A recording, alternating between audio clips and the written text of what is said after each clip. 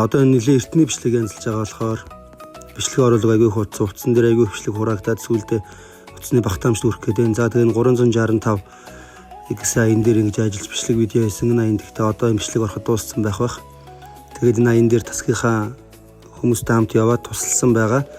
За ингээд зам хөдөлгөөнд оролцож байгаа машинууд дээр бас юм стикер наасан. Тэгээд ингээд байж итэл өдрийн 12:20 болоод цайны цаг болсон. Тэгээд бид гурав хамтдаа ярьж байгаад цайны цагаа юуна орё гэд юуна ланчтай байгаа юм бэлээ. 11:30-аас 1:30 хооронд юм сеттэй байгаа. Сет нь тэгээ 1900-аас 22-ийн хооронд байсан. Тэгээ бид гурав болохоор яг адилхан нэг сет 1900-ийн кимчи жиги жиюхтэй сетийг авсан. За тэгээ харагдах байдал нь бол яг ийм байна.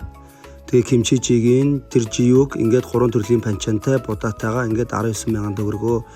За тэгээ заримдаа өглөөрт жоох юм идсэн үед бол энийг бардггүй. Яг юм мэдээгүй өлөн яваа үед бол энийг иддэг байгаа. Тэгээд нэлээд порц ихтэй.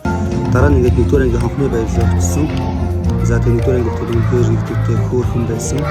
Тэгээд нэг үсэг хоёр байхаар нь гайхаадсэн чи их хөвгттэй ангин нэг хоёр адилхан үсэг хүчтэй юм билээ. За тэгээд 365 гэдэг аяны маань хүрээнд бас арга хэмжээнүүд ингээд болж байна. Эрдэнэ тамрын талбай дээр ингээ хүүхдүүд цуглаад маш олон хүүхэд цугласан байгаа. Тэгээд хүүхдүүд энэ дэр хорооныхаа хийг дараад, гарынхаа хийг дараад эрэгтэй цэнхрээр эмэгтэй 365 өдрөөгөө ирээд өг бид бүтээж нөрөлд нэгдсэн байна.